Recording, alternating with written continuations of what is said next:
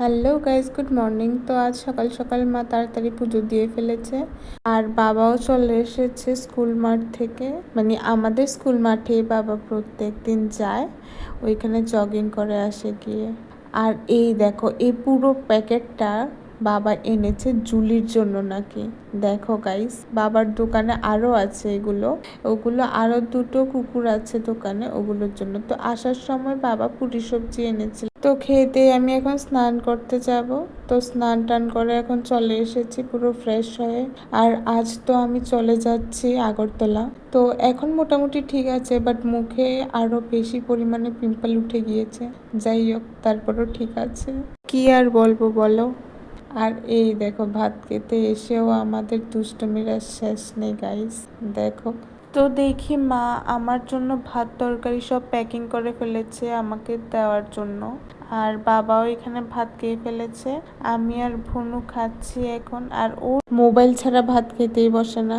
আর আমরা বসেছিলাম ঠিকই ভাত খাওয়ার জন্য, আর আমরা একজনের সাথে এত ইয়ার্কি মারছিলাম, মানে আর বলার মতো না। আমাদের পুরো শরীরে আলস্য ভর্তি হয়ে আছে, এটা মাও বলে বাবাও বলে।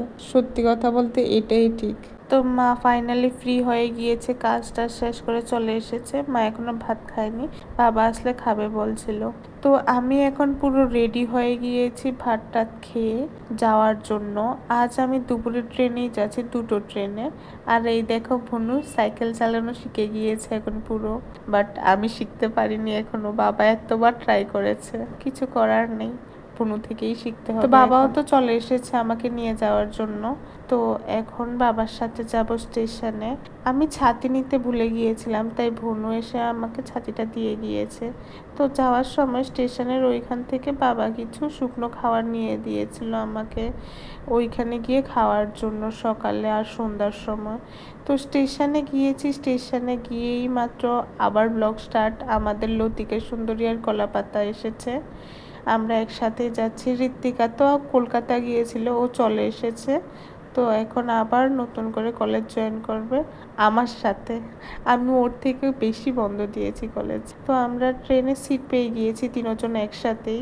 এখন পর্যন্ত তো ওদের সাথে আছি, তাই ঠিক আছে। বাট যখন রুমে যাব তখন আর কিছুই ভালো লাগে না, পুরো একা একা লাগে। পূর্ণিমাও আছে, বাট ও চলে আসতে পারে, কারণ ও বাড়িতে এসেছে, অনেক দেরি হয়েছে।